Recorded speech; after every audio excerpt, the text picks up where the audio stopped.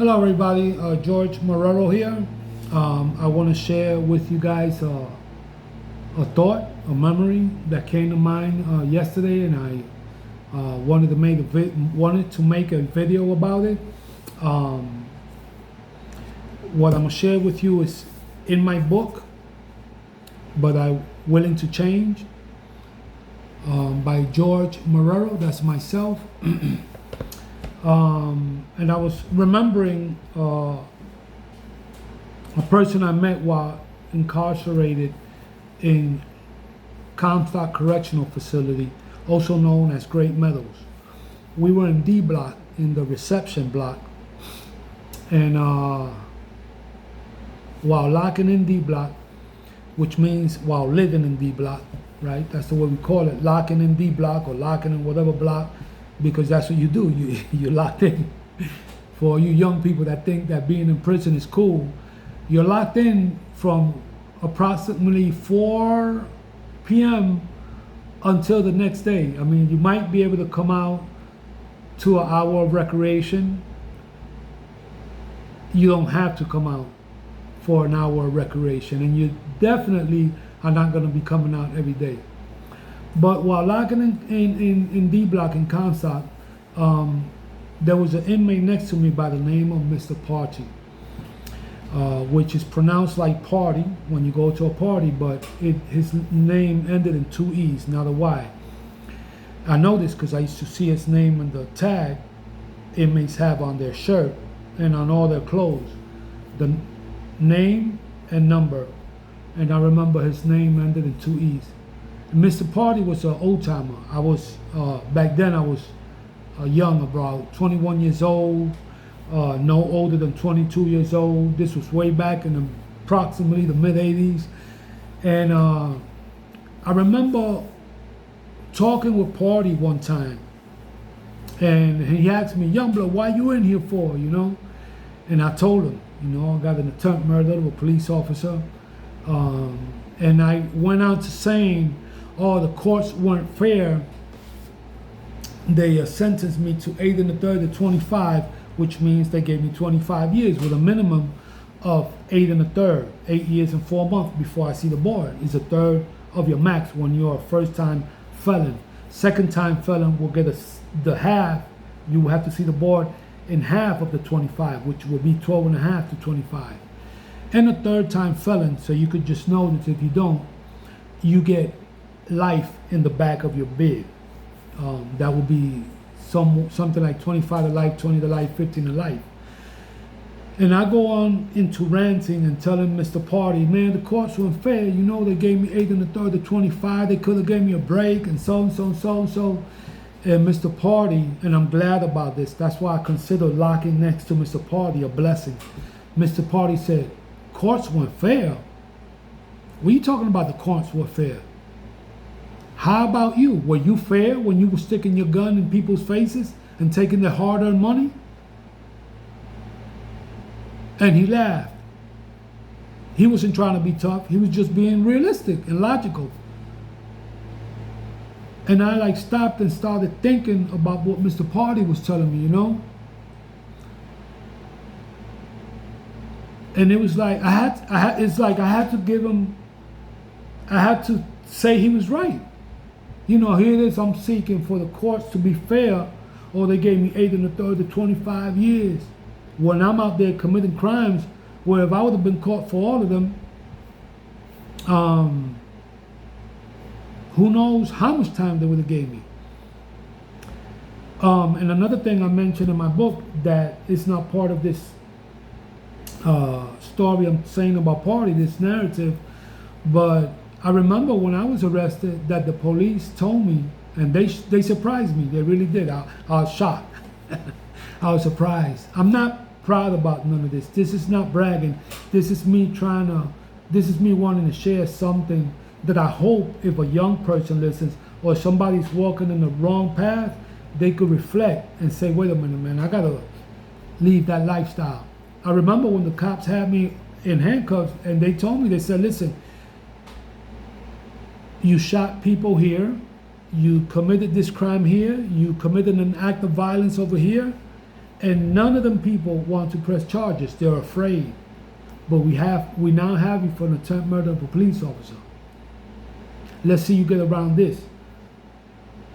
And the reason I bring this up right now, I didn't have this in mind to bring this up, but the reason I bring this up is because when I was telling Mr. Partee, oh, the courts weren't fair, and as I'm sharing the story right now, I remember how the police knew about crimes I committed that they admitted themselves. These people don't want to press charges. They're afraid. And this is not something I'm proud of.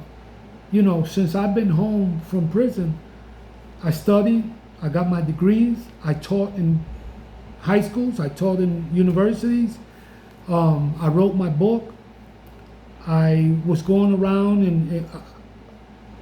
in Puerto Rico. If you want to know how I got to Puerto Rico, you could purchase the book, again, Willing to Change by George Marrero. And I was out there, ministering in the prisons and the streets, etc. And at the same time, like I said, I studied and I taught, But if I had been caught for everything I did, I really would have got served.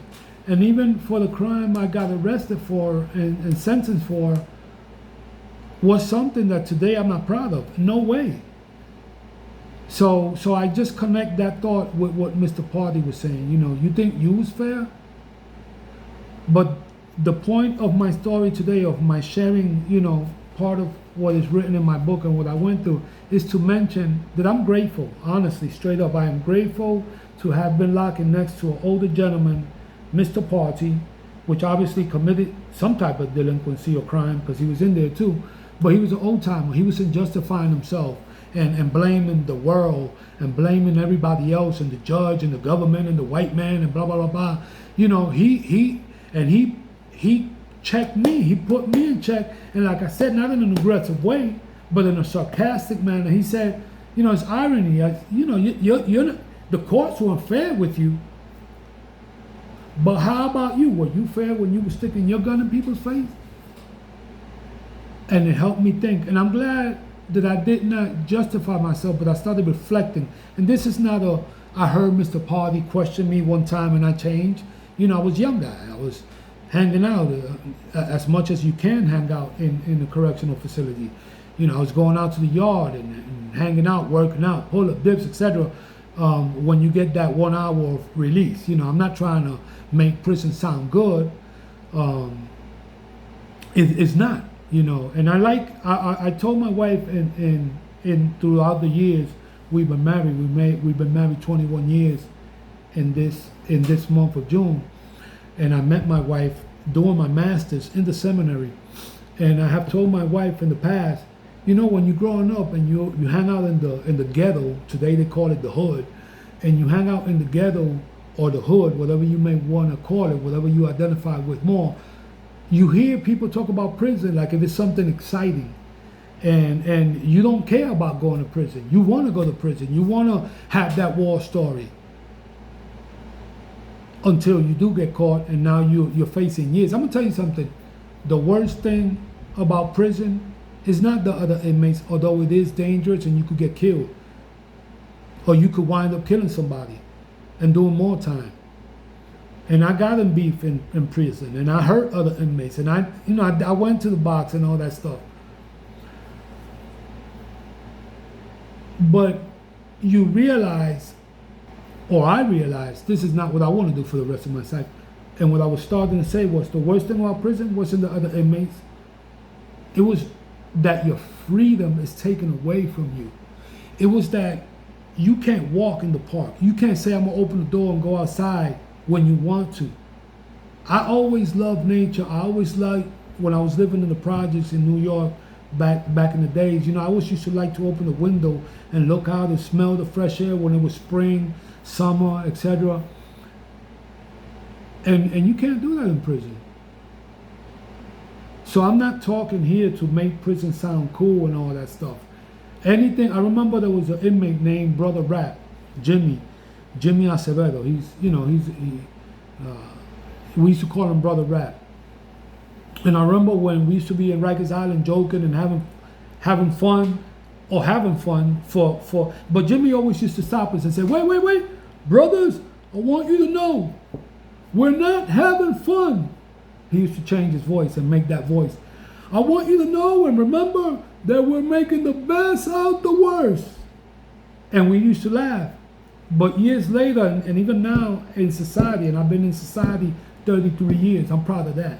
And I obtained my degrees and have taught in different universities and high schools, and I'm proud of that. I'm not proud about the prison. I share my story in the hopes of reaching some young man or young woman, a person that's in the wrong path, and may my story reach you. May it be a seed or a grain of salt to help you think different and change your negative ways if you're in that path. But I remember, Brother Brad, we're not having fun. We're making the best out of the worst. And I think about that as I'm outside now, he was right. Because you see sometimes people in the ghetto, in the hood, talking about, yeah, when I was up north, my homeboy and all this, and you young, you think it's like excited. Oh, wow, I want to do that. Like if somebody's asking you to go into a vacation, and it is a vacation, the only thing you don't set the time, the judge will. And the judge will go home and go fishing in the weekend and sit with his grandchildren while you in prison, so it ain't, I'm not bragging about prison. I'm just making a point. And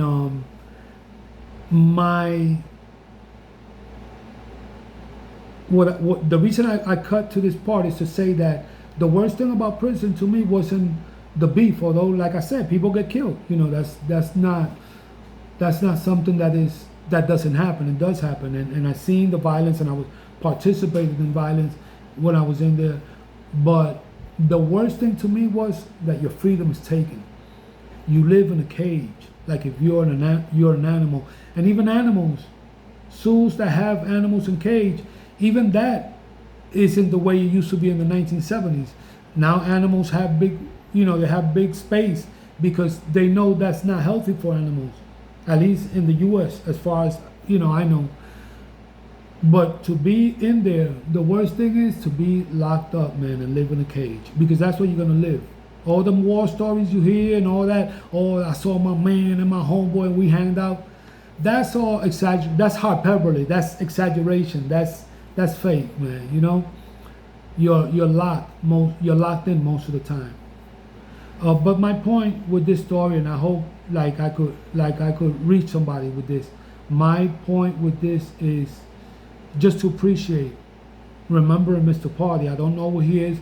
He was an older gentleman, not very old, but this was like 30. I've been home 33 years, so he would be in his 80s if he was alive, right? If he is alive. But I appreciate Mr. Partee for not telling me, yeah, you're right, the system's here to bring you down, blah, blah, blah. No, Mr. Partee would question me. How about you? Were you fair when you was doing what you was doing? And that helped me reflect, part of the maturing process, part of the growing process. Stop blaming other people for your problems, man. Take accountability. I had to take accountability in a given moment in my life, and realize that I chose to do the wrong. Even my father leaving. That hurts a child, that can influence in a child's life, but it doesn't determine. My other brothers, it's 6 of us. They weren't doing what I was doing.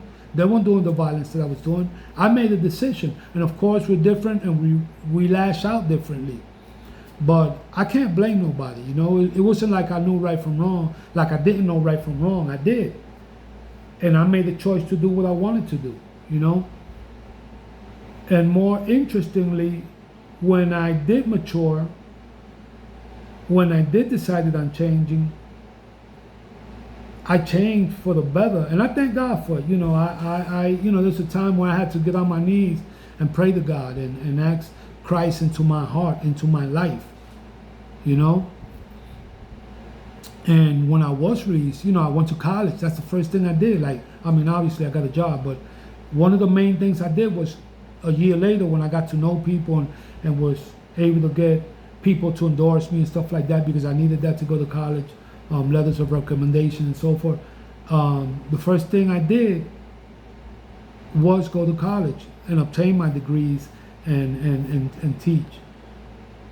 So I share the stories with the hopes of it being a story of success and reaching somebody.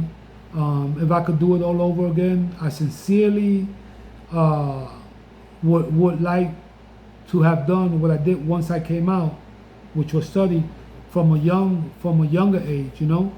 But I'm grateful and I thank God that I did do it. I mean, it didn't matter. I didn't let prison stop me. That prison experience stopped me from going to college, from studying and teaching, you know. So nothing. This is a little piece of my story that I wanted to share, and I hope it could bless you in some way, and I hope you could share this video with somebody else, and I hope you could reach out and get my book and get the whole story. Blessings.